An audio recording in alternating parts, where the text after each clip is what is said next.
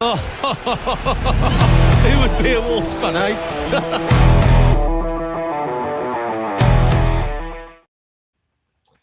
Hello everyone and welcome to the latest episode of the Wolves Fancast. Today previewing Wolves transfer activity within the January transfer window. We're about halfway through. And also then moving forward to preview with Newcastle United coming up on Sunday. And just to mix it up at the end, we'll be doing a new interactive quiz involving yourselves. Looking forward to seeing as many of you join that as possible. Tonight, I am joined by Jay. Hi, Jay. How's it going? Good, mate. Thanks, you. Yeah, not too bad. Listen, it's Friday. I'm not going to complain. The end of my working week is done. I know some people have to work weekends. I don't. And very much looking forward to it. What should be a more competitive game on Sunday than I would have said a few weeks ago. Alongside Jay, I'm joined by Gav. Hi, Gav. How's it going? Yeah, not bad. Yourself? Yeah, not too bad. I've got a little bit of a croaky voice, but I should be all right for today. All right. Well, I'll go easy on you. I can't say for anyone else, but I'll certainly be kind to you. That's what I can promise you.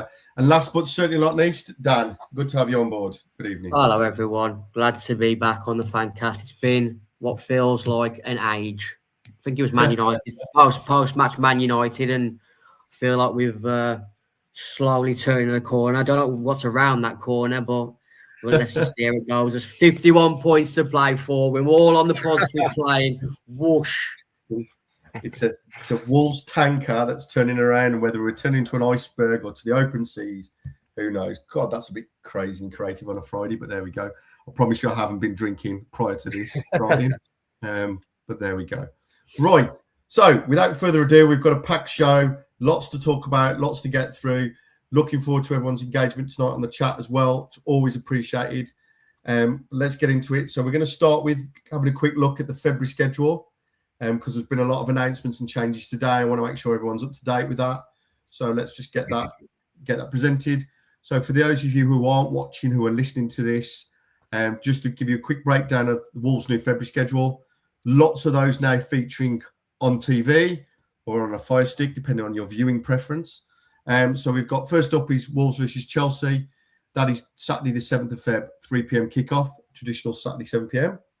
We've then followed up with Nottingham Forest away. That's on the 11th of Feb, 7:30, and that is on TNT Sports. Following that, on the Sunday, we make our second appearance in the FA Cup in the fourth round away at Grimsby Town. I know a lot of people are looking forward to that, a real blast from the past. That's on Sunday the 15th of Feb, and it's been selected by TNT Sports for coverage.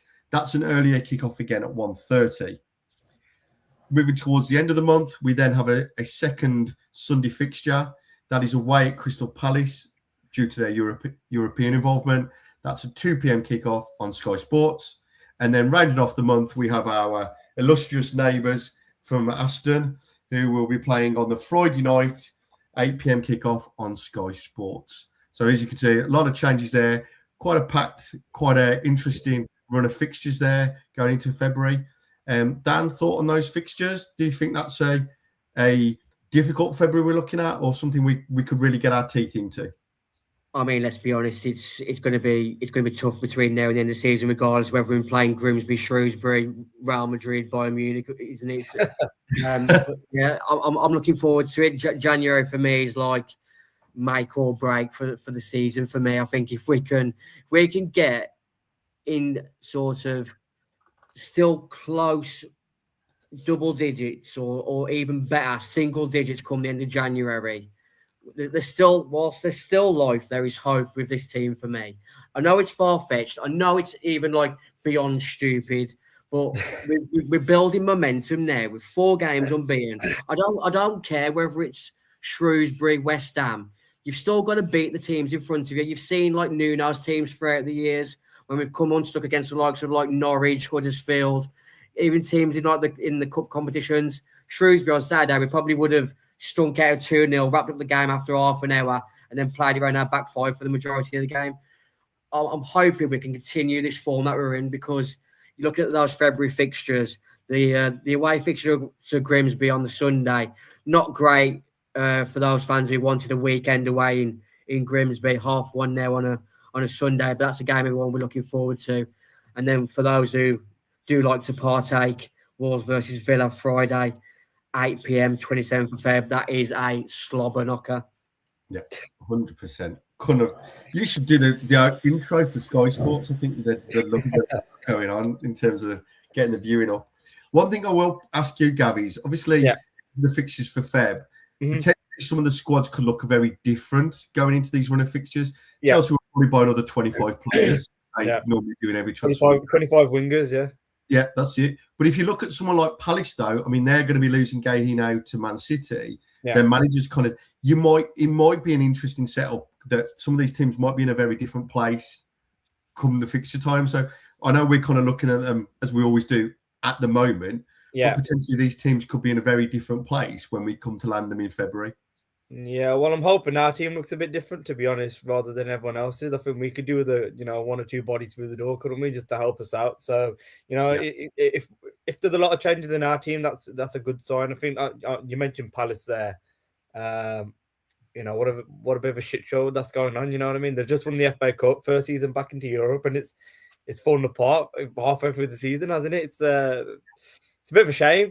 I think Palace are one of those clubs that you don't really. I know there's a bit of playoff history back in the day, but Palace aren't one of those teams that well, for my generation, that you really dislike for any reason. To be honest, they're like an average.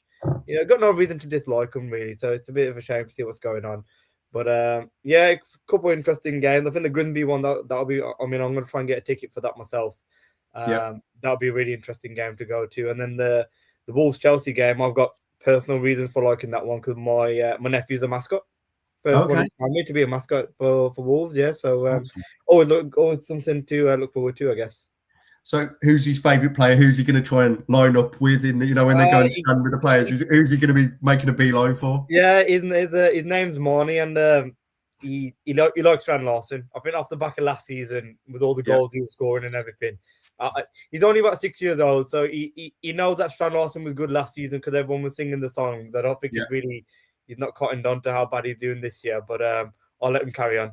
Well, I mean, the challenge might be there, and we'll get on to transfer news in a bit. He may not be there to be lined up with in February, which is another issue. Any particular standout game for you, Jay? Is there one there that you're really looking forward to, whether that's a home game or away game? I know we've got a local derby thrown in there on a Friday night special that Dan's already done a better job than I will ever do in terms of advertising. Is there one particular standout fixture, one for you that you're really looking forward to, whether it's an old school Grimsby away day or a bit, like a game under the lights with Villa? What are you really looking forward to at that fixture list? I'm quite looking forward to going to Forest actually. That should be decent. Grimsby, I want to get to, but whether I'll meet the criteria for the tickets or not, I'm not sure. And then obviously Villa on a Friday night it sounds pretty good, to be fair. Just knock off work as early as I can and get to town. But you look at all the fixtures. It's like you look at when we looked at January fixtures in December, you go, "I'm going to lose every one of them." But you're looking at this is a lot more positively after a good run. It doesn't matter who you're playing. If Wolves are playing well and battling like they have been, then you look at every fixture a little bit more positively, don't you? Yeah, absolutely. Of course you do. And listen, we weren't expecting the 6 in a row last season. It did. I'm not suggesting for 1 minute. I'm not catching Dan's positivity virus. I'm not suggesting we're going to hit 6 in a row again. But, you do start to look at some of these and you just don't know. That's the wonderful thing about football. You just don't know. No. So that's the fixtures. Good start. Let's get into some of the transfer news. So there's been an awful lot of noise, particularly around player outgoings. So let's talk about those. Let's see where we are. Let's get your perspectives on it. Obviously, there's a lot of noise in here. I've seen a lot of comments already around incomings and lack of incomings. So again, we'll probe into that. But I'm going to start with the potential outgoings and the actual outgoings first. So starting with Marshall, our friend Marshall, who has done a wonderful ability of dividing the fan base since his arrival, with some thinking he's amazing and others thinking that he's absolute dog turd. So, unfortunately for those that prayed at the temple of Marshall, he has departed, albeit on a temporary basis, to Paris. And he's got a purchase option as well. Not sure the details on those, but he has left Wolves and we may not see his return. Thoughts on that, Dan? Thoughts on the short, intermittent career of Marshall Manetzi? I think it's just another example of how bad our recruitment is. We've let Marshall Manetzi go to Paris FC. We haven't even tried to broker Dicko into the deal. I mean, what's going on at this club? Everyone. We should have given him £1 million to Manetzi for Dicko. I would have took Dicko, propped at this age as part of our 9-man substitution bench. I wasn't as anti Marshall Manetzi as most people.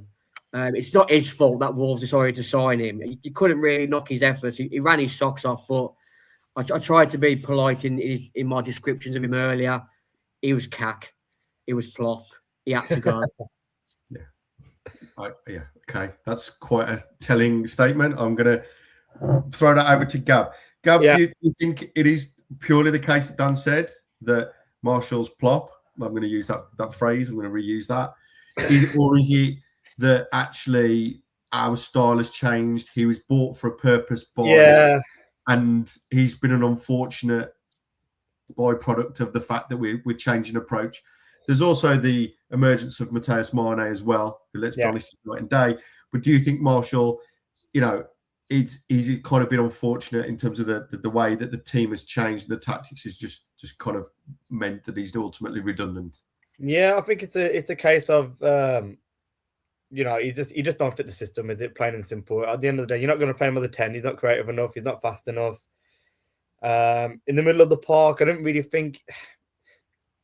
I think the only thing that his biggest strength was that late run into the box, wasn't it? You know what I mean? It's getting on the end of stuff.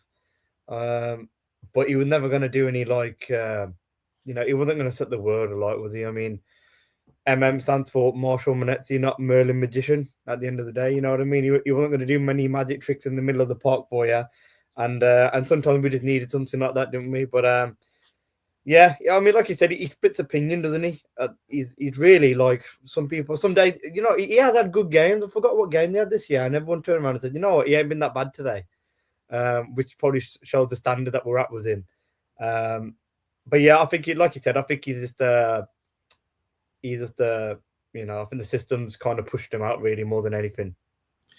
I mean, just to kind of just take a slightly different angle, Jay, from your perspective, one thing obviously Manetzi did do in a very low scoring team is he did occasionally score goals and get goals. He was one of those players that was able to do that. But also, is this a case again, and this is something we can look at more widely, and as was certainly talked about in some of the articles we'll discuss later, is it the reality that Marshall needed more time to adjust to the Premier League, having not played in the Premier League before and adjusting from the French League, or am I making excuses at this point, in your opinion? Yeah, I think you've been a bit kind. It was obvious from the day he walked in that he's just technically not good enough, nowhere near the level. And the fact that we spent 15 million on him is ridiculous. The one in his defence, he was a big part of that team that when you mentioned it earlier, the 6 wins in a row. I think he played every one of those games, didn't he? But I mean, you like Gav was saying, he crashed the box well, but how many chances did he should have scored twice as many goals as he did for Wolves. But yeah, to throw 15 million at, or is he 28, 29, a player that was obviously never going to do it at this level. Yeah. Throw that money. I mean, who did they go? They went big for that lad, that Portuguese lad, didn't they? That's defensive midfielder. Did he go end up in Portugal somewhere and got injured, didn't he? Yeah. But he was a completely different footballer. And they went in big for him, and then he chose Sporting Lisbon or somebody like that instead of Wolves, which is understandable. And they missed out on him and then went for Marshall Manetzi, which a completely different footballer who doesn't make any sense whatsoever, and kind of sums up the way the club's been recruiting the past 12, 18 months. I'm trying to think who that was. I've got Miguel in my mind, but you don't. That rings a bell. Well, I've completely forgot. I'm sure the chat will help us out shortly with that. Someone help us out with that, Yeah. I listen, for me personally, I think he's one of those players. He tried hard. He was a good player, but ultimately you can't knock his effort, to be fair. And I think that's the way. And I think that's what. And I think, to be honest, in a team where we've had challenges with people putting a shift in, the fact that he did, I think, put him in a more positive light than maybe he would have done in other Wolves squads. Yeah, I think that's my opinion for what it's worth. I think Pereira kind of said, didn't he, in one of the pre-match conferences, like he's not got the technical ability, but he does all the running, doesn't he? And I think Pereira said that before one of the games. Yeah. He gave a lot of credit to him in Strand Larsen's run when he scored a lot of goals. It was a team who Dendonka. Yeah. Yeah, you're being kind to Dendonka. Yeah, but Dendonka was made a scapegoat as well, wasn't he? In those better squads, but you can never really knock his efforts. But Nuno asked him to be like some sort of box to box. Stephen Gerrard, but Frank Lampard, Paul Scholes coming in late into the box and taking chances. That's his game, was it? Yeah, it's true. Yeah, exactly the same. Yeah, to be honest. Yeah. But I think after this period of time of us being in the Premier League, we should have been a bit smarter. But again, we've covered so many minutes of that and so many rants of that in the Fancast. I'm going to move on. Yeah. So next one is Jurgen. So obviously we all know there was a lot of discussion with Newcastle in the summer that never materialised. That is still, this keeps regurgitating, comes back. Obviously, there was a big fallout with the fan base, as we all know. And then there's been a lot of noise, particularly with Leeds and Forest. And I'm just now showing on the screen for those of you listening the latest odds. So the odds are still favourable that he will remain at Wolves at the end of the transfer window, which doesn't seem to be in alignment with some of the other noise that we're hearing. With then Leeds now as the new favourites, although I think there's some PSR concerns there in terms of them being able to pay the money that we are looking for, which depending on where you look at seems to be around the 30-40 million mark. Forest also relinked again, and Everton's an interesting one. They've been linked with another striker recently, but I know a lot of their fan base have been very upset with that, as they seem to think that it's another Barry or Beto. So they're in there in the mix, and then obviously West Ham as well, but they've recently acquired strikers. I don't think they'll be coming back out to the market. So Jurgen Strand. So again, quick, easy question on this. Do you think Jurgen Strand Larsen will be at Wolves come February the 1st or whenever the end of the transfer window is? Dan, you're first. Do you think he will still be a Wolves player, or do you think he'll be gone? I think he'll still be here. I think that what you mentioned with Leeds is PSR issues. Yeah. I don't think there's a club looking at that list there. You can see on screen Leeds, Forest, Everton, West Ham. Villa was 16-1 a day or so ago.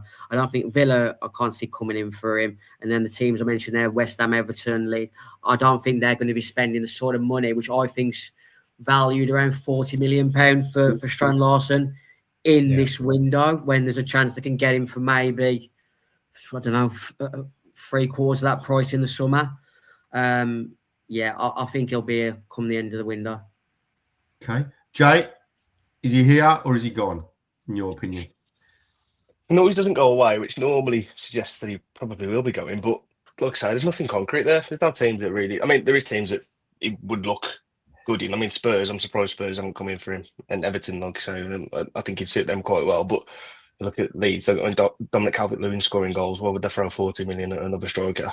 When, I mean, they're probably realistically already safe as well. Like I say, could get him cheaper in the summer. West Ham spent money on strikers. It's just there's no obvious link there, is it? You think that makes sense, other than maybe Spurs, but they're that long in the odds, same odds as Villa. And Villa are never going to go in for him. So I just I did think he'd be gone coming into January, but there's been noise, but not quite enough. Yeah, Gav, your thoughts? Do you think he'll still be here? I mean, one thing to obviously consider is he's on quite chunky Premier League wages, which I think will make him harder to sell overseas, and that we haven't really heard any links overseas for him. No. So that really leaves Premier League clubs. So based on what the guys said, do you think he's not whether do you want him to go? Do you think he'll still be here come the end of the transfer window? I think there's still enough time in the window. I mean, we're only halfway through, aren't we? There's another 15 days to go. I feel like there's going to be another twist in there. So I think he'll actually end up going. I think Forest are probably the only obvious one there, because I know they've only got Jesus, but Wood's injured. The Nigerian striker that they had, I forgot his name, but they don't tend to like him anymore. So I feel like if they want to, keep their head above the water in regards to relegation, I think they might take a punt on him, but we'll see. I think another thing that we haven't allowed for with Strand Larsen is I don't think there's an offer anywhere near close, because I think if there was, they wouldn't have allowed him to be cup tied against Shrewsbury. I don't know how many. I think the only teams that care about that are like, like for instance, Forest won't be bothered because their main priority is to stay up, isn't it? Really. I'm not too sure what sort of teams would be. There hasn't been that many teams out there. I mean, Everton are knocked out as well now, so that ain't going to be a problem for them. It might come into consideration, but I think for the teams that have been interested in him, West Ham in and around it, Forest in and around it, Leeds, they're like bottom 5 teams, aren't they? At the end of the day, and they're not going to prioritise the FA Cup. I wouldn't imagine anyway. I do wonder, and again, I'll throw this out to you guys. I do wonder though if someone has a bit of a run of dodgy results come towards January and they need something to try and boost the fans or get them out of the mess. You can see somewhat. For me, it could be a last, which would be crap for us. But you can see someone coming in late if someone's had a dodgy January, Forest or whatever, and they need something to try and bolster. You can see someone coming in at the last, on January to say, "Oh, we'll take him because we need some goals," or if someone gets injured or something. You know what I mean? I mean, like Jay, you talked about Dominic Calvert-Lewin at Leeds. Yes, he's a good goal scorer. He's proved himself well, but we also know he's not the most robust player. And if he gets injured or something, you can see someone potentially doing a last-minute grab for it. The Spurs again, they're in a bad run and not doing particularly well. They're all calling for Frank's head, and Solanke's on spending more time in the treatment room than he's on the pitch. So maybe, but like I say, the odds just aren't short enough. There's one club that's come in with lesser odds in the last 24 hours. Crystal Palace from 6-1 to sign Strand Larsen, and with the sort of rumours that Mateta may be leaving for Man United or Juventus, with Matt Hobbs' connection, who knows where that leads? Yeah. Definitely. You do wonder, with obviously the manager declaring that he's off and Gay disappearing, you do wonder if Mateta's going to go, hold on a minute, what's going on here? This could be more. I might need to jump here at this point. So you're right, Dan, that Crystal Palace could be a very interesting option. And I know a lot of the Palace fans were very complimentary of him. When I joined their Fancast previously, they were very complimentary of him. So that could be an interesting option there, Dan, you've called out. For sure. They've got the Elise money and the Eze money as well, haven't they? That they still haven't really burnt into, I don't think. Yeah. Well, they're just gonna bank another 20 mil straight on the PR. That's straight profit for Gay. Yeah. They're throwing a lot of money at the stadium at the minute, aren't they? Yeah, but that's not that doesn't hit PSR, so they can spend whatever they want on the stadium. It's a bit seems a bit tight to me now. I don't know particularly well, but yeah. So third one, the hat trick of and this one, another potential outage is Emmanuel Agbadou, who's just returned from African nations, and that's been an ongoing discussion with Besiktas in Turkey around what is now looking at as a permanent deal. There was initial conversations of a loan with an option, which for any of you that know me is my hated thing for Wolves, because we just cannot manage loans, and certainly loans with options properly. We've seen that over the years with Adama and everyone else. So based on that though, your thoughts on Agbadou? This is a really interesting one for me. Obviously he's had a really mixed career at Wolves. But again, looking at an offer potentially just over £12 million. I'll go with you first, Gav. I'm going to mix it up. Thoughts on Agbadou? Should we be selling him? Do you think we will sell him? What do you think of that in terms of that option? Well, he hasn't hit the heights this year, has he? Realistically, so if we sold him, are we going to miss much? No, but I think we're going to miss the depth, aren't we? I think that's the main thing here now. I mean, who we got the back at the minute? You got Totti, Bueno, Doc can play there, Mosquera, Krejci. So I suppose you've got the numbers, haven't you? I feel like I'm missing one more as well, to be honest. I'll probably say that's enough, isn't it? You'd probably say. And he might be another one of those where if you get relegated, are you going to get less money for him in the summer? If you've got someone now that's prepared to pay decent money for him, would you take it? Yeah, probably. It's just a shame. He's just fallen off a cliff, hasn't he? And the thing is, people called it. It's the first time I've seen so many people predict a fall off in preseason. Like people saw it coming, didn't they? Preseason, everyone was calling it out. How lazy, not lazy, but like how slow he was looking, lethargic, making mistakes. And then all of a sudden we've gone into the Premier League season, and he's just carried it on, hasn't he? So. Yeah, it's a shame. I mean, that drop off. I mean, someone like the comment just said there. That half season that he had with Dawson levels of fucking impact. You know what I mean? Like that guy came in. If it wasn't for him, we probably would have got relegated last year. Probably. That's how much of an impact he made. So it's a shame that he's going, but at the same time, he just ain't the same player, is he? No. Dan, your thoughts? Is this as well? Also, now we're going to see a lot of this with agents that are going to use the opportunity to try and move their player onto another charm, into new territories, new areas, protecting their asset as well. Or do you think this is just one where, like Gav said, he kind of came in, didn't really well, and then has just dropped off and has struggled to kind of get back to those levels? I mean, Turkey's a competition, isn't it, where a lot of footballers start looking to go to when they're coming towards the end of their career. I'm not sure whether Besiktas are in a European competition at the moment. It makes sense. I don't want to see him go because I think he's a talented player, but I feel like if he's not committed to the cause, which there's nothing to suggest that he isn't at the moment, based on what's been reported in the media today in Rob's pre-match press conference. But if the right value comes in, yeah, I think I'd let him go this window just to free up another space in the squad and start fresh with a new backline in the summer. He's contracted until 2029 though, so that's the thing that I think the club would need to consider, is that we don't need to sell him. But like a lot of players in that squad at the moment, if the right offer comes in, and I don't begrudge the club letting any of our players go, really.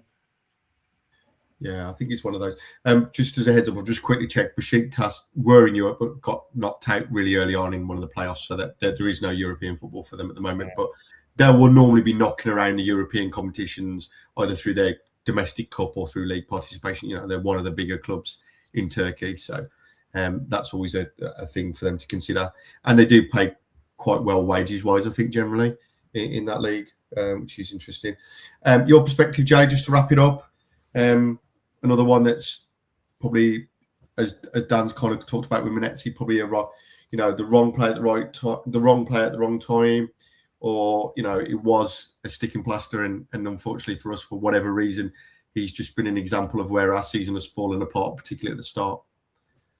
I think he has improved a little bit. Just before Akpan, he was performing a little bit more like himself. But I'm happy to let him go. I think 12 million is a little bit low. Probably pushing for a little bit more, but yeah, happy for him to go, to be honest. Okay, perfect. And then just to wrap up on the transfer side, before we get into looking at Newcastle, one of the things, and a lot of comments I can see in the chat already, is about incomings or lack of incomings. Now, I know Rob's talked about it in his presser, and we can reflect on his words. But we talked a lot. There was a lot of talk about learning lessons. There's been a lot of talk about plans. Rob, when he came in, said there was, they were looking at plans for the January window and all of stuff like that. Obviously, Matt Jackson has been he's in sole charge there, with obviously Tetty and that going, has been there for a couple of months. Obviously, Jeff with his spreadsheets and his shortlist has disappeared off into the horizon. Maybe he left his laptop for Nathan, who knows. But we haven't got anyone coming in at the moment. There doesn't seem to be a lot of noise. There's been a few kind of bits and pieces. Or are we being unrealistic? Is it the fact that where the club is positionally at the moment in the league just means it's going to be very difficult for us to bring anyone in? I don't accept that necessarily, but I'd be keen to get each of your thoughts on incomings, and also with these potential outgoings, what would you like to see come in next? Whether that, if you've got a particular player you think you've seen, or even not a player, maybe a position that you think we should be looking to get in. Jay, I'll go with you first.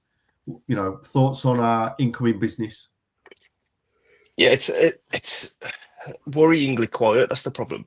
I mean, I understand if they've got to move players on before they bring them in. That's fine, but you expect some rumours. Just maybe, I don't know. Do I expect rumours? I don't know. You want to see them planning for people to come in and cover spots. I mean, you look at there's links with João quite a lot. Andre, there's been a lot of talk of him going to Juventus. Manetzi's already gone. Bellegarde's injured. You've walked out our midfield. You got nothing potentially. Obviously, it's pie in the sky, but you're looking at that and you're thinking maybe if one of those two goes, Andre or João, I don't think anybody would be particularly we probably want to keep Odegaard until the summer, but they're both going to be gone by the end of the season. So you're looking at that thinking probably do with the midfielder.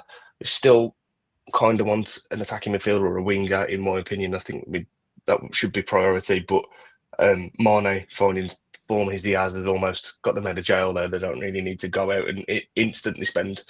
But yeah, I mean, it's difficult for us to sign players, but it's not impossible. You definitely do something, some wheeler dealing somewhere or another, get a lone player in of some sort, just to bolster that attacking lineup. Yeah. For me, that's the priority. Bring somebody in, because if Wang gets injured, there's nobody really to play off Tolu, other than maybe Mane. But then you're losing a midfielder, and we've all just, like saying, not struggling in midfield at the minute. But yeah, that would be my priority, top end. Yeah. And then Dan, just looping you in on this. Obviously, there's been part of the challenge we've had is we haven't had any capacity in the squad for any non-homegrown players to be registered. That was obviously something that Liam Keane quite rightly mentioned on the back of Menezes' departure, was that does free up a registration slot. Now, as we know, our transfer recruitment in the summer was exclusively external to the UK, to the domestic market, all foreign players, none of which who played in the Premier League. Is part of the problem is that all of our scouting and research has been done externally, and therefore we don't really have anyone domestically lined up, which is one hell of a statement, I hasten to add. But, looking at that, is that been part of the challenge, that we're looking in external market where there might be more value for money, again, still, and we need players to go out so we can bring those in? Or, am I just running a conspiracy theory there, and actually we should be doing much better than we are already? I think it all falls down to how the ship has been left under from Jeff Shee, really. I feel like you look at the Telegraph article that came out this week, and the sort of the power Jeff, Vitor and Teti had in the window. We had a discussion, didn't we, earlier, Greg, about Matt Jackson and how much involvement he had in this summer's window. You hear some really wild rumours about Jeff Shee giving green lights to players based on 5 minutes of Y Scout viewing, and people having conversations with him at functions saying you want to look at this player and him being set up. It all goes back to George Mendes, doesn't it? Really, he made this team into the European competitor that it was, but in the same swift movement, he decimated us by removing our players when we really need them to stay and build on. It's a big window. I feel the current climate that we're in, enticing good players to this club who aren't going to want mercenary wages is a really tough task. And I put out on our social media, and I say I don't know how anyone could sort of paint what a good transfer window looks for Wolves this month without advanced hindsight, because we're in a mess. But for me, I just want to see some leaders that come in, some like players that can sort of raise the standards, like professionally and on the pitch. Because I think since Ruben Neves, Max Kilman left, I think it's just massively just stunk. I mean, Conor Cody left, John Ruddy, Romain Saiz. These leaders and characters who are in the dressing room have all left, and then we ended up with Totti as captain this summer. It just disappointing really for me. Yeah, I mean, you talk about that. I mean, there was obviously Roman Saiz talked. You saw the interview with him, and you can see the passion he still has and the affinity for the club that he has. Yeah. And I just don't think. I think the general feeling is, Dan, and you've talked a lot about this. These group of players don't seem to have that at all. Really, one or two exceptions I accept, but generally that's not there, and that's the problem. Yeah. I guess, Gav, from your perspective, is this Matt Jackson's transfer window? And that's a hard, and as Dan said, that's a hard statement. It's a hard request, because let's be honest, it's a really difficult one given where we are. Yeah. But would you say, with all the noise and gone, is this Matt Jackson's transfer window, and should we be judging him on what does happen in the remaining 2 weeks? Yeah, to be honest, going back to what Dan said, he's basically trying to undo the mistakes and the shit that just left, hasn't he? You know what I mean? Like all those slots. At the end of the day, he's had his hands tied behind his back, because if there was a couple of those non-homegrown slots available, he might have made some moves earlier. Or obviously, he's been waiting for interest to build up in some of our players. Flog some of them off, and then that's when he's had a bit of wiggle room then to try and get some stuff happening. But No, I wouldn't say it's a difficult one because he's only just come in recently, hasn't he? More or less into the role he has. I think the only thing he can do is see if he can pick up any players that are going to make an impact for next season. In terms of obviously, it depends how they're planning it. Are they still planning on fighting to stay up, or are they conceding? The likelihood that we go down, and are they preparing for that? That's the question I would be wanting to know, really, to be honest. Yeah. I don't think you can judge him too much on this window. You've got one hand tied behind his back, and it's going to be tough. Yeah. It probably is, like I say, he's probably in charge to an extent, but there's only so much you can do. The whole thing about the squad, in my eyes, you can still sign players and just leave players out your squad. I know it's not ideal, but it's a possibility. So if he really wanted to go and do it, he could do, and then it forces you to get players out the door at the end. But I think he's on for a bit of a hiding to nothing in this window. I know we've all played Football Manager and whatever, and we're not football agents. We don't really understand the full mechanics of how a transfer works. But surely, I think I've lost my train of thought. I'm worried like you, Jay, the fact that we're not even having like rumours coming about incomings, because agents theoretically should be using our name to get their clients moves elsewhere. But going back to previous seasons, what we talked about, didn't we, Greg, about how we hate Wolves players going out on loan with an option. Why aren't we getting players in this month with a loan with an option for a high transfer value, that if miraculously we did stay up, we get them in the summer on an option? It's basics to me, but yeah, who am I? I think for me, if you look at the loans, right, the loans option should be quite appealing to a lot of players, because they're not committing to a team that's getting relegated, so the relegation's not on their CV, but it puts them in the shop window in the Premier League, right, to demonstrate and show what they're capable of. I joked earlier about Chelsea signing another 25 players, but the reality is they've got teams of players that aren't playing week in, week out, that Chelsea don't really want. Like, they could ship them off to Teabag over in Strasbourg, I suppose is one option. But the reality is that the Premier League is the most visible, the best league in the world, right? And despite our shortcomings this season. And so giving them an opportunity in the shop window to go and play, show what they're about, should be an option for them, should be an interesting option and a good option. Because even if the team goes down, they're like, well, I joined in January, the team were already down anyway. So they're not going to get overly tainted like Dan. I think you're right. I think it's a free hit for them. There's players as well who need to get themselves into a run of form coming up to the World Cup. So players who are abroad should be looking to come to a side like Wolves, who get massive Premier League coverage. If you can do well for a team that's in the relegation zone and get them close to safety, what that can do for your chance of getting in a World Cup squad, who knows? But if you don't get the chance, you'll never know, will you? You're not going to look at Mane. It's not going to happen. Sorry, go on. Look at Mane. He's had 3-4 good games, and all of a sudden he's been linked with Liverpool. Doesn't take much. You bang on, Jacob. The way Matheus Mane's playing, he's going to be on the plane to flipping USA for me.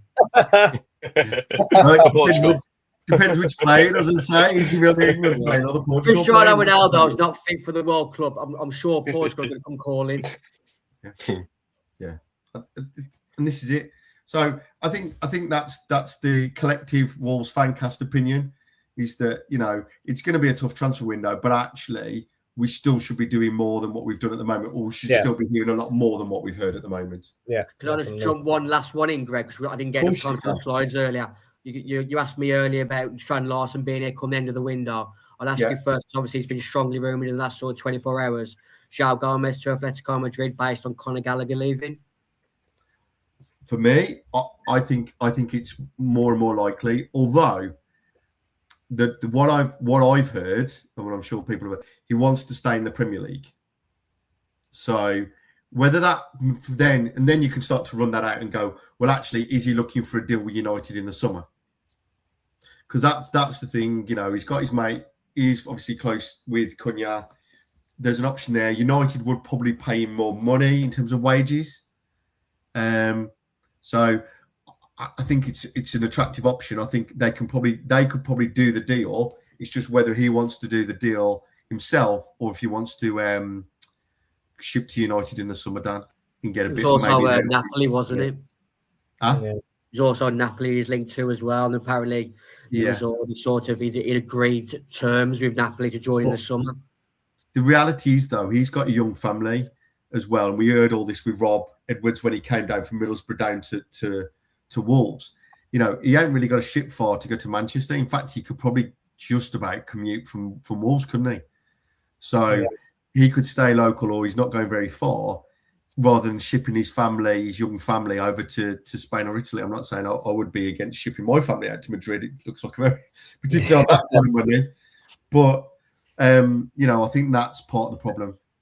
Yeah, I mean, to be honest, I think he'd actually fit United's system, you know, taking Casemiro's place and doing all that running round. I think they need him, I'll be quite honest. I think he'd actually go there and do very well. I think at Madrid, I mean, I was just looking at the comments from the Atletico Madrid fans. I mean, I watch a lot of Atletico Madrid. They are like a little second team for me, quote unquote.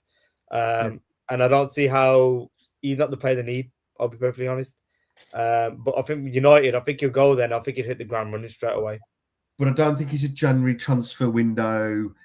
Get the fans excited. They're all ranting and raving at the moment. Yeah, bringing in a defensive midfielder is not going to be one of those that's going to get the fan base on track. Look at the manager situation as well. They've just got somebody in with basically saying he's only going to be here 6 months. It's like it's not planning for the future at the minute, is it? And João Gomez is definitely planning for the future. You know, Madrid sounds pretty good, and it's like you say about the World Cup again.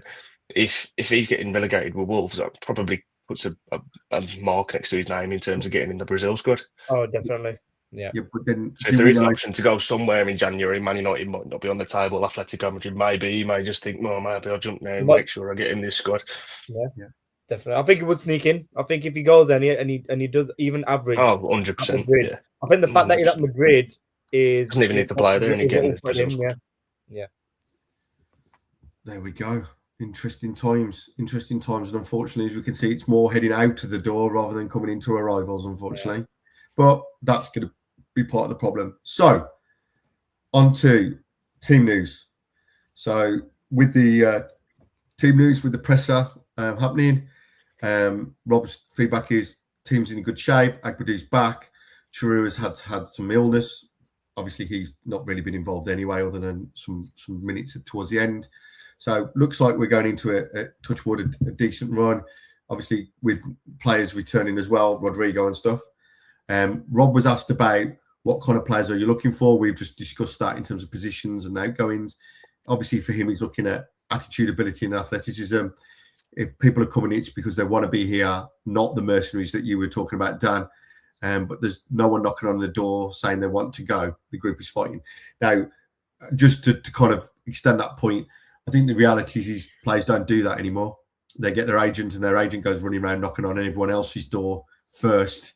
Before it even gets to that point normally, unless there's a big blow up. So, yep, that's where we are. So we're looking at a full squad. He then just briefly talked about João Gomez and Agbadou interest, and he just said they're here and committed, and if anything comes in, we'll look at it.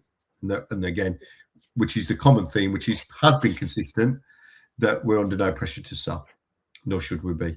So that's where we are. We've got a pretty healthy squad. Everyone's in play. Agbadou's back. And we'll move forward on that basis.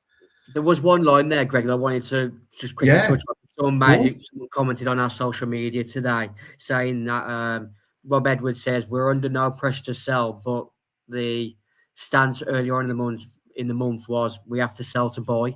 So what is the truth in selling? Do we have to sell to buy, or is it they are looking to keep us all the best players this month and go again in the summer? Which of these players is definitely going, and which are they going to hopefully keep beyond the summer transfer window? It's a bit contradictory at the moment for me.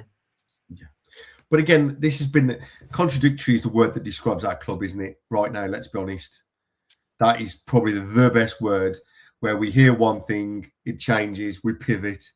We've had so many different transfer strategies, approaches, squad strategies. That's been the problem. We've pivoted and we've been contradictory in our approach, and unfortunately, I think it's going to continue for a little while yet. Again, there was also a big piece in the Telegraph, which I'm sure many of you read, talking about the pressures and the sales. That was a great article around where we are and what we're planning, and obviously looking forward at the likelihood of a bounce back or requirement to bounce back from the Championship going into the 26-27 season.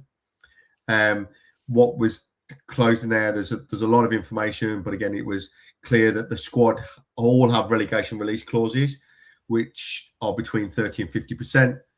No one's got a release clause in terms of transfer, but they have got a contract reduction. Sorry, put my teeth in there. That's obviously really important. We've seen with other clubs, Leicester being a really recent example where they've had significant financial challenges where players have got relegated and have maintained their Premier League wage. And that's had a really detrimental impact on the club financially.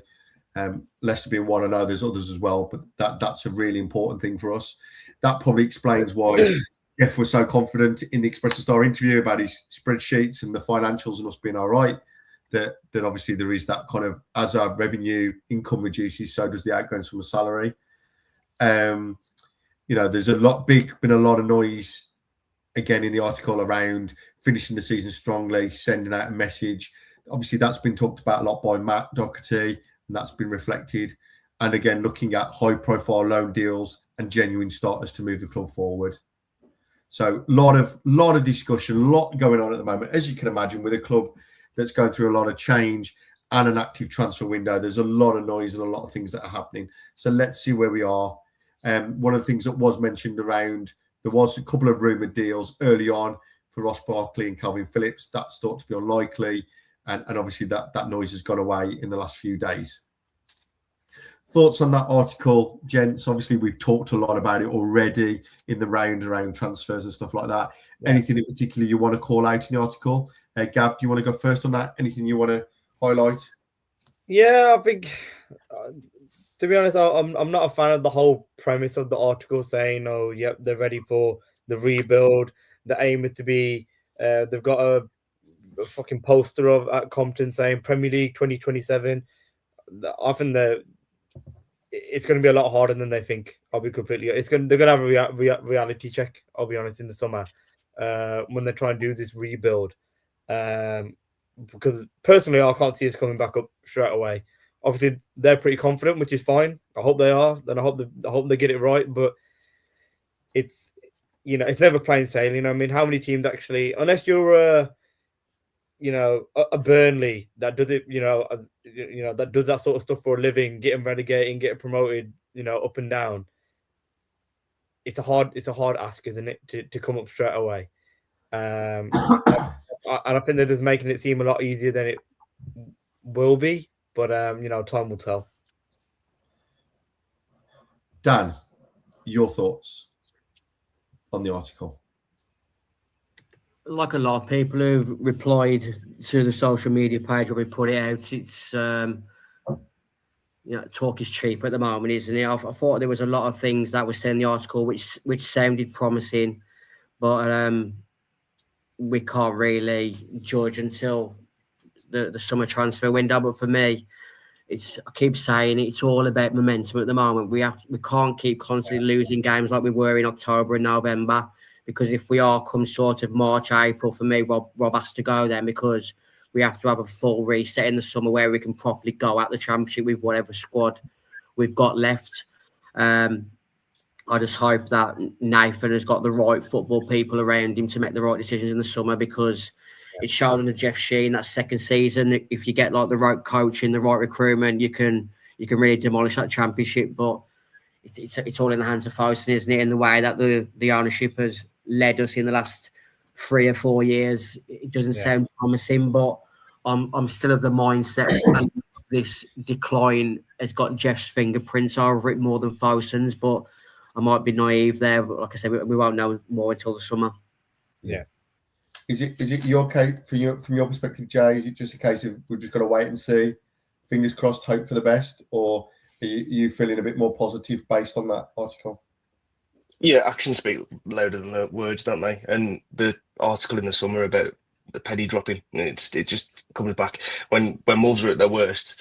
An article comes out from a journalist that speaks like like everybody knows what they're doing, and we know better than that. The one good thing, it's probably put in by Jeff because he's so tight about the contracts and no release clauses and stuff like that. That is a positive spin on things, and if you got to trust it's true. So that is nice to hear and nice to know that you're not forced to sell players because they haven't got release clauses when we go down. So one positive to take from it, but the rest of it take with a pinch of salt. Yeah, no, I agree.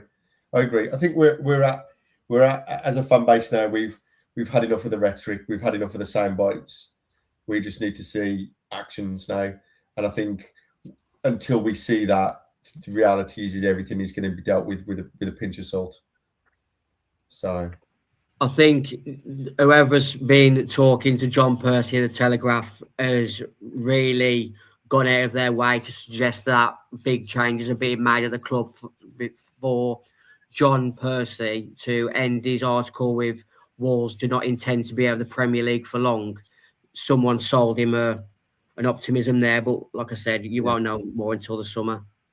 Yeah, no, absolutely. I imagine Norwich didn't intend on being at the Premier League for long when I went down. Yeah, well, exactly. Yeah, then that's the thing, isn't it? Yeah. Or Middlesbrough, or our neighbours. Stoke. Yeah, I'll be. You know what I mean? List goes on and on. Yeah, exactly. We've seen others that have, including ourselves, that have disappeared down into League One, Leeds, and others before they've even come back up to the Premier League. So, right, we talked about the Wolves. We seem to have a pretty good squad set up in terms of availability. Looking quickly at Newcastle. So Newcastle have got a few players unavailable. Jacob Murphy got a hamstring concern, not expected to play. Dan Burn, obviously from set pieces, out for a couple of weeks. And then Asula and Shaw, Asula doubtful and Shaw still out for a period of time yet. I guess looking at that, I guess for me, who would you call out as probably going to be our biggest threats on Sunday? And also looking forward to the Wolves team.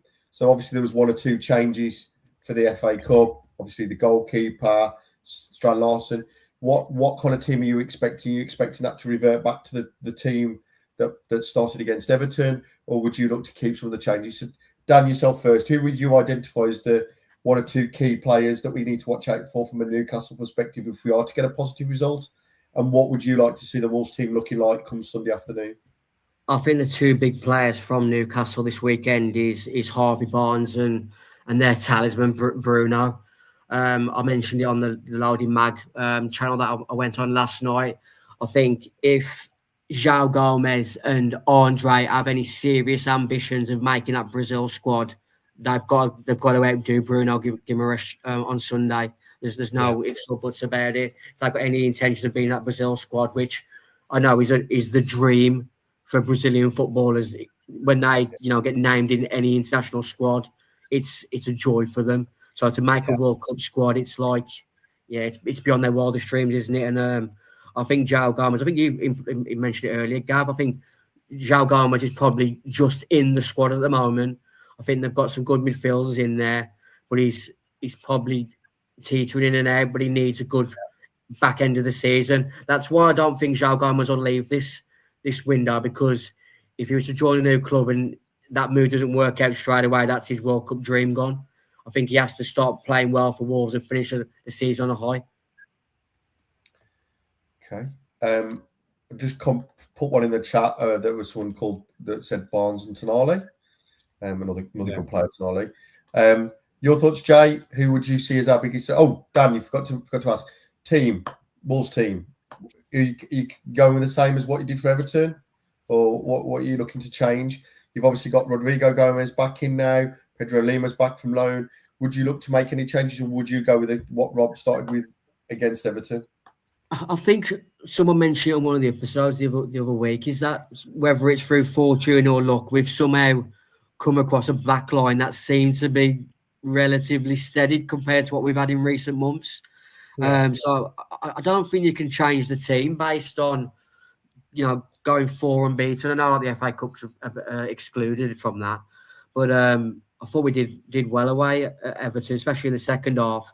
I think if he was going to make any tweaks, for me, I'd probably drop Wang, bring in Andre, and then push Mane forward. So you've got a bit more resilience in midfield. Because I think whoever mentioned it just in the chat, Tonali, Bruno, and Joe Linton, them physical and they've got energy, haven't they? So I think you need someone to help João Gomez in that midfield battle a bit more than Mane and Arias. But I don't think you can really. Well, we ain't dropping Mane, are we? I don't think anyone would sort of. I think most people would have Arias in over Wang, but yeah, I think I'd stick with the same team. But if I did have to make a tweak, I think I'd bring in Andre and probably drop Wang. Okay, I'm gonna challenge you on the right wing back position. So, would you then keep Jackson Chachua in, given the amount of pelters he's had, or would you use this as an opportunity to switch out and give either Lima or Gomez a run? Yeah, I'm with Gav with a straight shaking of the head instantly. It's yeah, I'd like in an ideal world to have a more friendlier fixture this weekend than Newcastle, but I think the back line's learned to have a bit of cohesion, so I wouldn't change it. But I think back on the basis of Shrewsbury, I don't think Chachua is the right move in the long term. It's just whether Rodrigo or Lima can take the chance when they get given it in the league. Yeah, cool. Jay, your thoughts? Yeah, Barnes always scores, doesn't he? Tends to. The one that Jacob Murphy missing. I mean, I was his biggest critic, but he's been brilliant. Past couple of seasons, he's really suited that role. So them missing him is probably a bit of a hit. But the fact that Barnes comes in, gets his obvious goal, is makes up for it. They missed a couple of players at centre back, but they've got options there, big options there. And then Voltemada, I think, he's another one of those. He's like Haaland. He's the kind of the striker that always scores against Wolves. He tends every time like Haaland comes to Molineux, he gets a brace or a hat trick. I feel like Voltemada may be that player, unfortunately, but let's see if Santi can sort of pocket him, hopefully. In terms of the Wolves team, I think we were a little bit lacklustre in that first half against Everton, and the change at half time was Andre for Arias, wasn't it? So I think he might look at that team that started the second half. And I don't think you can really blame him for that too much. You've got Arias as an option off the bench. I think Wang's been good, to be honest. I like he's not been perfect, but that relationship with Tolu I quite like. They've done all right. Go on, Dan. Sorry, it's my hand. Sorry. So I quite like the way that Wang and Tolu have worked together, and I'd like to keep that partnership. A bit of a weird one. The reverse fixture, Hugo Bueno played at right wing back, and he did a really good job. He started. Yeah. Oh yeah, I forgot about that. Left back, what's his name? The left back. He's been doing one really well, hasn't he? Hall. Wolf. No, they're left back. Oh, they're left. Oh, Lewis Hall, yeah. Lewis Hall, yeah, he's been doing really well. And he pocketed him. He didn't cause us any problems. He did really well. It's an option. We've got two strong left wing backs, and well, before Hoover left, two really bad right wing backs, and then an injured Rodrigo Gomez and a young Pedro Lima. Yeah, it might be a bit like I say, maybe not quite the right fixture to Newcastle, but I'd like to kind of see Hugo maybe try that right wing back spot. And the way he's been cutting off the left and shooting with his right, you reverse that, put him on the right, cut him in, and have him shooting from his left on his left. I think there's something there, maybe. I think it is a bit of a risk, though. I can't really see Edwards going for it. 1-0 Middlesbrough. Middlesbrough have taken the lead for our live viewers away at the Hawthorns. It's been coming. I looked at the stats. West Brom have had 29% possession of the game so far. The goal's been coming. Yeah, and it was an own goal, which is always entertaining. So, good. New manager bounce not necessarily working at the Hawthorns at the moment. Obviously, there's just coming up to half time. I think they're just in injury time now. But we'll see how that plays out. But obviously looking to provide you with additional service here at the Wolves Fancast, keeping you updated on the live scores as we go through the show tonight. Apologies if I've just made anyone crash with that spontaneous gong that came in. Yeah. We hold no liability, however, for said noises, I'm afraid. So yeah, if that is the case, apologies. Gav, to you last. Who would you call out as Newcastle's biggest threat? We've already had a couple of players. Are you in agreement with those, or are you going down a different route? No, would you change the team or set the team up on Sunday? Yeah, I think in terms of the Newcastle threats, I think Barnes is the one, isn't he? And I think what Jay just said there about Bueno at right back. Barnes likes to cut in all the time, doesn't he? That's his favourite thing to do. I think maybe Bueno might be a little bit easier trying to defend that, being on the opposite side, perhaps, when coming in. So I don't think that's a bad shout. But I think I saw enough from Rodrigo Gomez in that first 10 minutes against Shrewsbury that Jackson, his days are numbered. If Rodrigo Gomez is fit, he starts over Jackson every day. I mean, he came on after 10 minutes. He's played a forward pass and he's already made a run forward, hasn't he? Jackson, he'll play. All he does, he'll get the ball. But I remember, was it against? Yeah, it was against Shrewsbury when the whole stadium was telling him to run or like take someone on, and the guy just doesn't want to know. I've never seen someone so scared to even attack. And then when he does try, he run it out of play, didn't he? That guy's got no confidence going forward. And I think as soon as Rodrigo Gomez came on, played that first pass forward, already made the run into the box, got a goal as well. I mean, for me, he plays straight away. I think the good shout from Dan about Andre as well, putting Andre in. I probably would do that as well. But yeah, the majority of the team I'd keep, but I would put Rodrigo Gomez in. Good. It's whether he's fit enough, isn't it? That's the thing. But what you're talking about, Chachu, at the Everton, when I was in the away end, I was kind of doing that side. Yeah. And they were all screaming at him to get forward, and he just turned back and played it every time. There was one moment, I think, Joe looked at him, went, no, turned around and played it all the way around the other side of the pitch to get Bueno on the ball because he knows he's going to go forward. Yeah. Chachu's, he's I don't know if it's confidence or just brain dead. He's horrendous. Yeah. I think for me, the first, and I've talked about this and others. I think for me, just to kind of wrap up on this section, I think the first 10 or 15 minutes are crucial. We know that Newcastle don't have a good away record. They've got obviously an outstanding home record, which puts them where they are, but they've only won 2 games away all season. I think we've got to get at them, start fast, hopefully get a goal like we did against Shrewsbury, if not get chances. And I think that will then, I think if we let them settle and get into rhythm, Dan, you called it out, that midfield 3, they've played together for a long period of time. They know each other. They know how they're going to play. That we will get schooled in the centre midfield. For me, very similar to what happened with Palace, with Wharton, who controlled the game. I think if they've got the physicality plus Tonali, if we don't get on the front foot against these, they'll just take the game away from us. And I think that for me, as much as the team, I think it's got to be that intensity in the first 10 or 15 that's going to set it up for us. Yeah, you mentioned it off air. I think that their away form isn't great, and they've got Champions League coming up in the week, so it is a big game for Newcastle. There is, I mean, he's never really had the full backing of Newcastle fans, as far as I'm concerned, Eddie Howe, but it does seem to be growing quite larger and larger by the week with their results that they're getting. Yeah, absolutely. Right, just before we move on to just quickly look at the FA Cup draw, we talked about the fixture, but before we get onto that and to Dan, to your quiz, one of the things we do want to talk about as a Fancast is the fact that this Sunday's Premier League game against Newcastle United is dedicated to raising awareness for mental health problems and suicide prevention. Yeah. Prior to the fixture, Wolves will be sharing stories with references to suicide and suicidal thoughts on their channels, which some people may find distressing.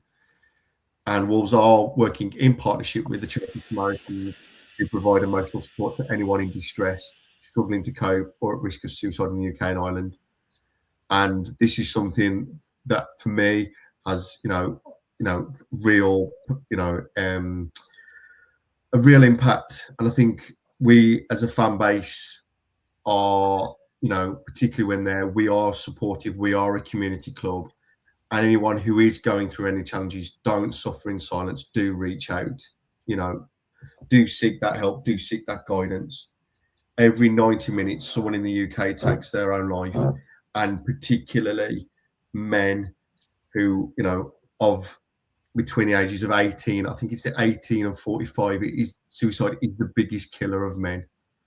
So don't suffer in silence. Do reach out, and we just as the Wolves Fancast want to promote this, make it very clear that don't suffer in silence. Do reach out, and this game is dedicated to supporting that initiative. Yeah, there's also the 4-part series that the Fancast did a while back. If you search Wolves Time to Talk on Google, you'll be able to find those episodes out there. Some of our guys went out their way to go through some of their experiences and how they managed to drag themselves through lives when they're having any sort of troubles or whatever. The Wolves Foundation is an amazing entity, part of our club, which needs help with funding and donations because they're a separate entity from the actual football club itself. They do great campaigns, not just with this, but with sort of schools and kids and classes and whatever. They've got a great sort of campaign package, Head for Health. It's Premier League and PFA Association funding project. The project aims to improve the mental well-being of adults through informal but educational workshops and physical activity. You can email for more information, healthadmin@wolves.co.uk. The bit that Reaper did outside the ground last year was really impactful, wasn't it? And if anyone wants to find out more, there will be people from the Wolves Foundation in and around the fan zone on Sunday. You can discuss more. So, yeah, like Greg says, don't be afraid to have a chat. The Wolves Fancast DMs are always open as well. We might not have the answers, but we can at least try and help you in some sort of way. If you just want to just reach out to someone if you haven't got someone close to you, or you don't want to go straight to the professionals, we can, our eyes and ears are open for you. So, yeah, we're all part of the Wolves Pack. So, if you are struggling, get in touch. Great words, Dan. Can't say any better than that. Well done. Yeah, also I'd like to. Right. Last piece before we move on to the quiz. We talked about it earlier in terms of the February fixtures, but I wanted to be calling this one out. We've got FA Cup round 4. Looking at the breakdown, that's not the right fixtures. I'm not sure what's going on there. Fine, just bear with me. So FA Cup round 4, Grimsby Town away. Going to be a really interesting flashback game. I have seen Grimsby a few occasions, not been for a long, long time, mid-90s, I think, last time I was over at Blundell Park, but going to be really, really a throwback. You guys have already mentioned, a number of you, that you're kind of targeting that as a fixture to attend if possible. I think there's going to be quite a few like that. Not sure if it's going to reach Chorley kind of levels of significance, but nevertheless, it's going to be an interesting day out. Your thoughts on the cup draw and also the FA Cup in general? I know there's been a lot of noise about the fixtures being a bit of a damp squib. I know there was a lot of commentary around Man City having a bit of an easy run of it. Your thoughts, gents, on the fixtures? Jay, I'll go with you first. Yeah, I'm buzzing about Wolves. I mean, a little bit gutted it's moved to the early kickoff on the Sunday, but yeah, that's a cracking draw. That is. You can't really ask for anything better than a away day at a lower league ground. You don't want another Premier League teams, but in the TV picks, like, it's just they always pick Premier League on Premier League, and we watch it every week. Everybody watches it every week, whether it's through dodgy streams or legit watching it Sky. You want to see these little, look, the Macclesfield against Palace, and I mean, I know we got on Discovery Plus the Wolves game, but potentially there against Shrewsbury, it could have been a bit of a ding dong if it would have come probably 4 weeks earlier. The Wolves would have been poor and could have really slipped up. And those are the games you want to see on TV, not Premier League fixtures again. Yeah, I mean, I was just desperate it wasn't going to be Brighton away because, oh God, Been there. Brentford, one of those was just going to be the case. Gav, who would you? There was a lot of people, particularly the younger fan base. I noticed. I don't know if I'm being kind of ageist here, but there was a big swell for West Brom. Like my lad's 15. Yeah, right? He was desperate. Grimsby, he didn't mind Grimsby. Thought that was something different. He didn't want to same old. He was begging for it to be West Brom again. He was so on it, looking forward to it. Obviously, he was only little with the 5-1, so not as tainted as we are, maybe. Yeah. Who would you have preferred to have, like, the big West Brom, the big game, or are you just okay waiting for that for next season? And who would you have liked to have gone with, or are you happy that Grimsby would have been one of your better selections? I think I agree with Jared. I mean, getting in the way there, a team like that and a ground like that. I mean, I think a lot of Wolves fans that go to away games, they try and tick off as many grounds as you can. I think this was one for me as well, where Grimsby aren't looking like they're coming to the Championship anytime soon. So the FA Cup's going to be the opportunity you play them. So that's one of the main reasons I want to go. But just going back to the West Brom thing, I think I was there for the 5-1. My first Black Country derby was 2007 midweek.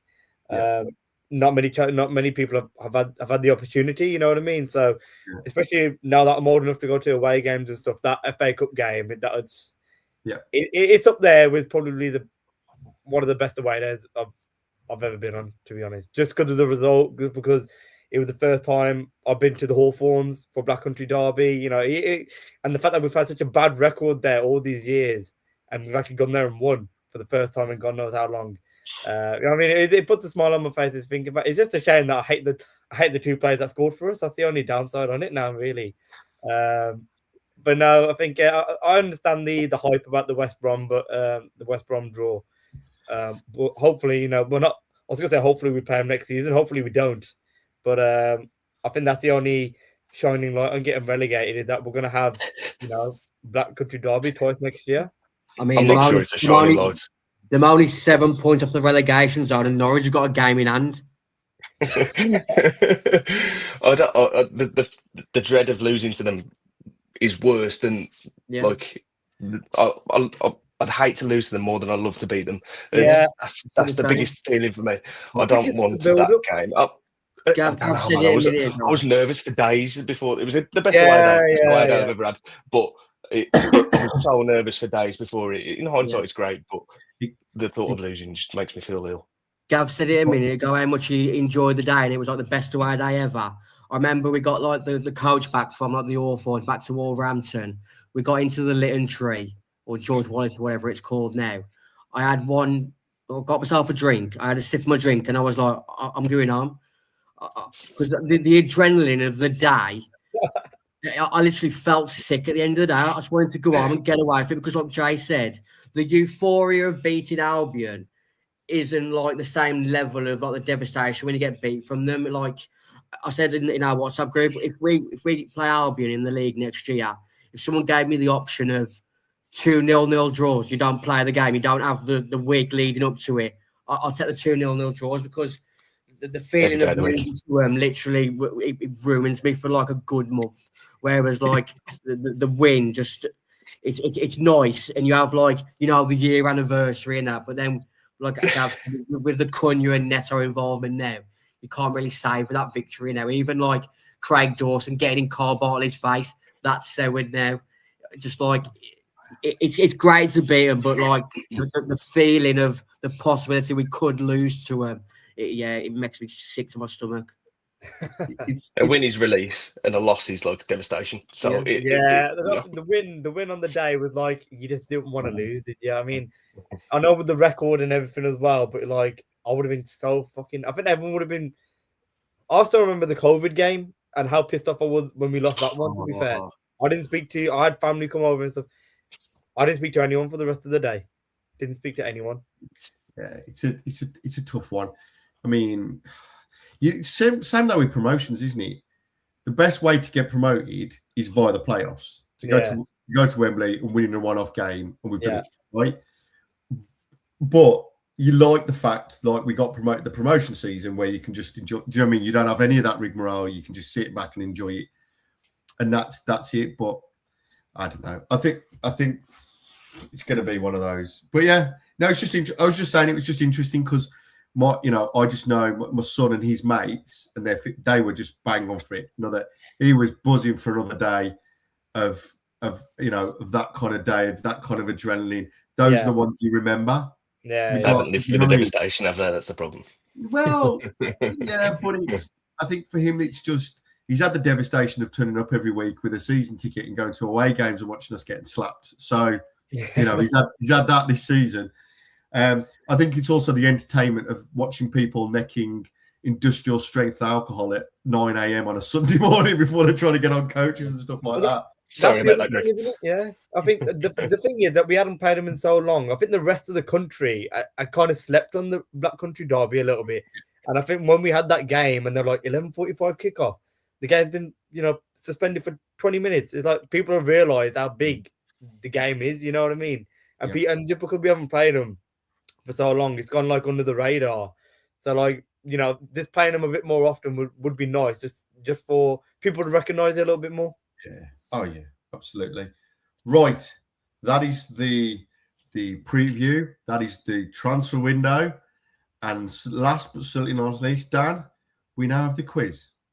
Friday night quiz. Hopefully, as many of you are aware, we have got a collaboration with the website FCQUIZ.APP, where you can do daily football quizzes, not just on Wolves, all areas of football, whether it's World Cup, Champions League, Euros, just random clubs, random players, legends of the game. It's one of the biggest football quiz catalogues out there on the internet. So I'll have a look at that FCQUIZ.app. But earlier on in the show, we did post out this link, which you can see on the screen now. So hopefully you can join us. But hopefully Gav, Jay, and Greg will be joining me now. Are you guys ready? What does your screen say for you, Greg? Mine says trial. Hold on, I'm just refreshing it because it was on the screen. Yeah, trial 1. Okay. Quiz created by Wolves Fancast.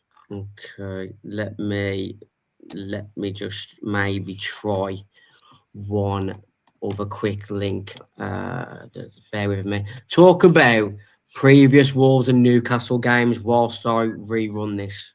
So yeah, we can certainly do that.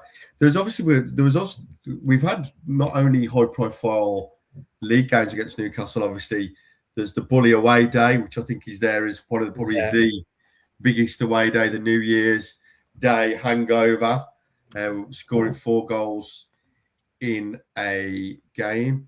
There was also the cup games as well, which we won. Was it George and Dar scored that one? Yeah. With they had all the Dyer and all of those guys.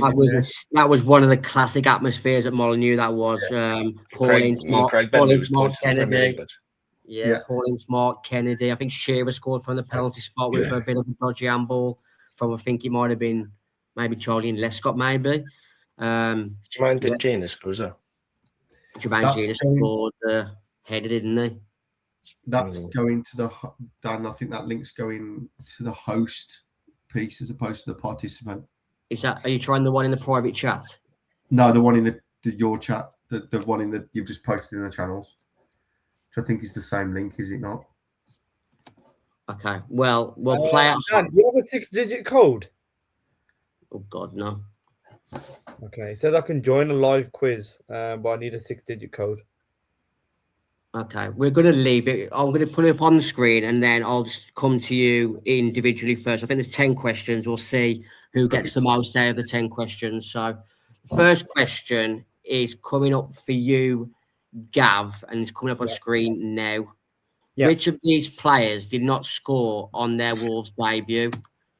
Ruben Neves, Raul Jimenez, Ryan Aït-Nouri, or Craig Dawson?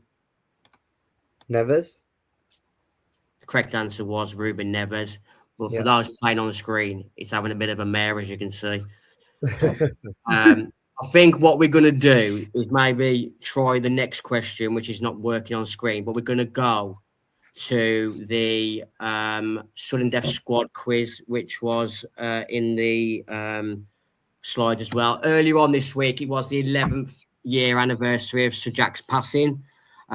Many great memories with the chairman who looks over us from above. So 11 years ago tomorrow would have been that fixture after Sir Jack passed away, and it was Wolves 2, Blackpool 0. Between the three of you, have you had a look, Greg? What? No, I'll just give him 3. Okay, so it's sudden death 11. You know the rules of the game. You have to name a player who started in the game. If he came off the bench, you go again. If you get it wrong, you're out. I'll come to you first, Jay, because I know you're prolific at these. I should know because I put a video in the group chat the other day of the singing the Jack Hayward song from a Steve Ball stand. So I was there. It's like Carla Keamy starting goal. Carla Keamy was in goal that day, correct? Gav? I've got one there. Kevin McDonald. Kevin McDonald did start that day, correct? Greg? Stearman. Did Steers play? Richard Stearman is correct. I think this is the best we've ever done on this segment before. We've actually got 3 correct answers out of 3. Back to you, Gav. James Emery, maybe. James Emery was correct. Danny Bart. Danny Bart, I believe, was probably captain at that time, correct? Greg? I'm just trying to think. Price. Jack Price. Did he play with K-Mac? Yeah, that was the centre midfield that day. Kevin McDonald and Jack Price. Back to you, Jay. Phoebe. Benica Phoebe, if you remember, came off the bench and scored that day. Yeah. So you've got to go again. Sacco. Bakary Sacco, unfortunately, Jay, for you, excludes you from this round. He's not even on the bench that day. He may have been injured, maybe. Who knows? He may have been around that period. He was crowbar on his way out, maybe. Who knows? February, I don't Gav? So Sacco's not there. Jacobs wasn't in the team. Rajiv Van La Parra. Rajiv Van La Parra is the correct answer. Oh, that's left field. That is Gav. Yeah, that is. That is left field. I forgot all about Rajiv. I know Jacobs went in the team for some reason. So he would have been the next one. Who was up? So if he came off, who was up front then? So, yeah, for those who need a bit more insight, 17th of February 2015, Wolves 2, Blackpool 0. This was, I believe, Kenny Jackett's last season. May have already had a mention tonight. Had to start up top. Yeah. I don't even. No idea. Who's left back? Who's left back? Was he? Oh, Greg. I was even trying to do that. How convenient. You know what? How because convenient I'm in the home is that? screen. Because I'm in the home screen, I can't see any fonts anyway. I couldn't read it. I'll try it. Okay. Whose goal was it now? Still Greg, I think. I was going to go with. I'm trying to work out who was left back. The only player I could think of was Scott Goldberg, but I don't even know he was in the club at that point. But that was the only one I could think of.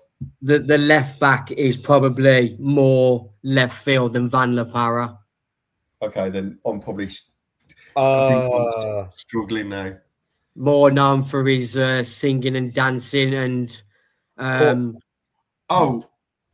What's his name? I was going to say it then as well.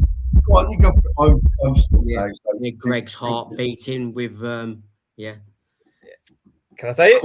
Courtney House. Greg was the left back. House, gee, go on, yeah. Can you get any more of the starting 11, Jay, to get yourself a bit of? I tried to give Greg a clue. Dicko was top. Yeah. Newer Dicko was up front that day. I think there's 2 more players left in the starting 11. We're missing a striker though, aren't we? Still, I'm just trying to think of the team. Were we not 4-4-2? James Emery. Hold on, we've got the back 4. We got the 2. James Emery, Dicko, and Rajiv Van La Parra. Missing one, ain't we? Have you named the goal scorer? Yeah. Dave Edwards. Dave Edwards is correct. Maximus, got it. Hold on, Maximus. And then there's only 1 player left, and he was the right back that day. Dominic Iorfa is the correct answer. Got a bit of credit back. What a team that was. Substitutes that day was goalkeeper Thomas Kushak, Lee Evans, Michael Jacobs, and if he scores, we're on the pitch. Leon Clark, number 9. Yeah. Leon Clark. From the past there. I'd love to know what happened to Jacobs, man. That League One season, he was class. As soon as we got promoted, we didn't see him He was again. on loan, wasn't he? Was he on loan in the League One season? No, we bought him. Derby, I think. Yeah, I think But then we bought him in the January. I think he's at Chesterfield, or he was. But yeah, I think hasn't he had legal challenges or something? Or was that someone else? Was that another ex-Wolves player? Yeah, I'm definitely McIndoe. I'll come back and know, yeah. So just to sort of before we close it out and round off to a good 90-minute episode, it's game week 22 of the Premier League starts off on Saturday at 12:30 with the Manchester derby at Old Trafford.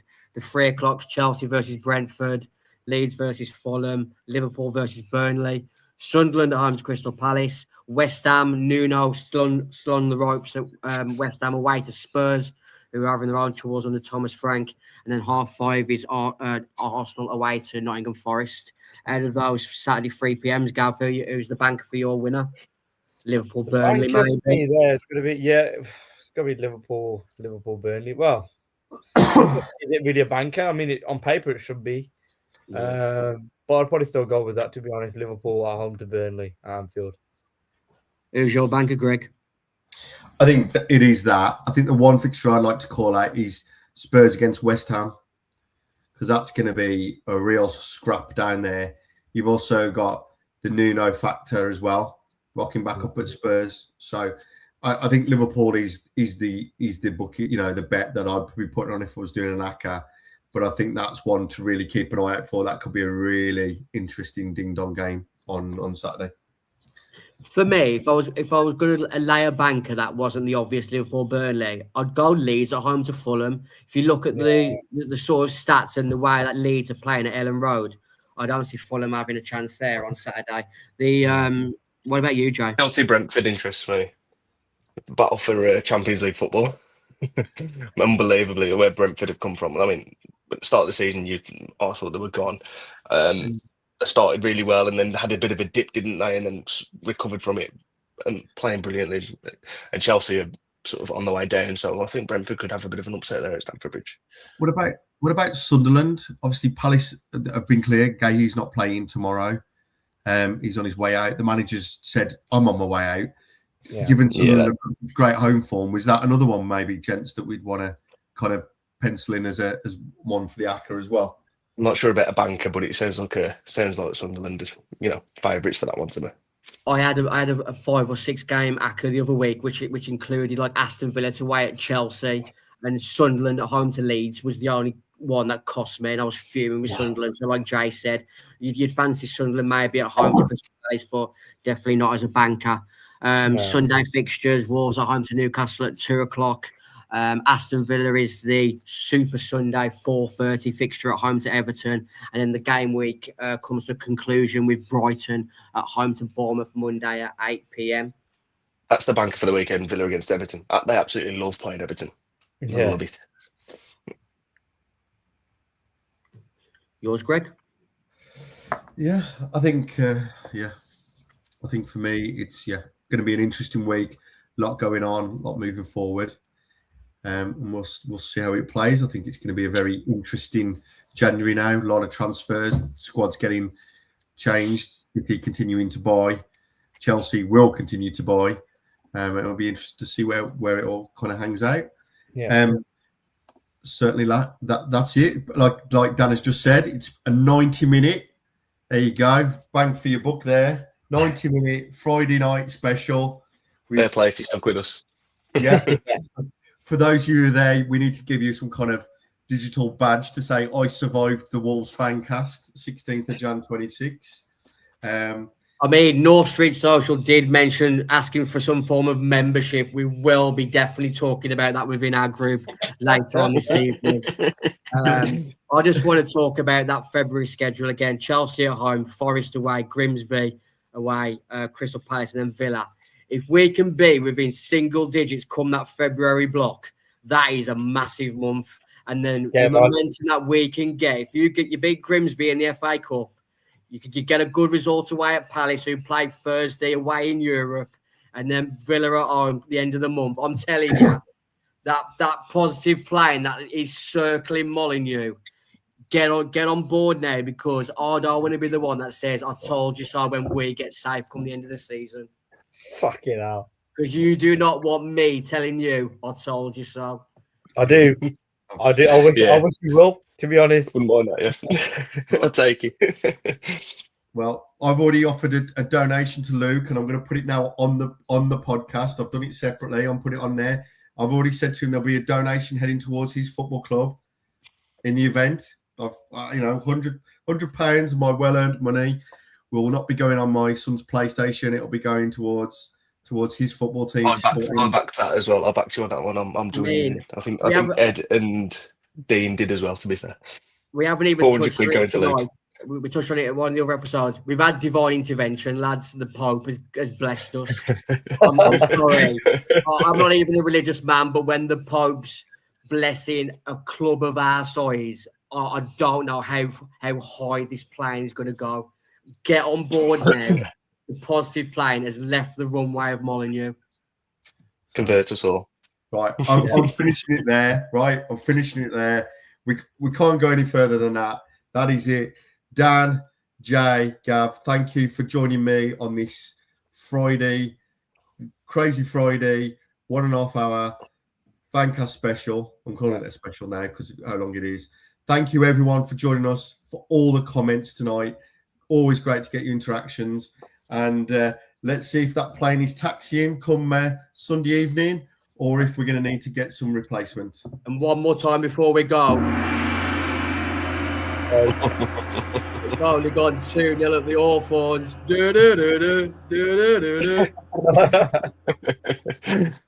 Thanks, everyone. Good night. Thanks again. See you on the next episode.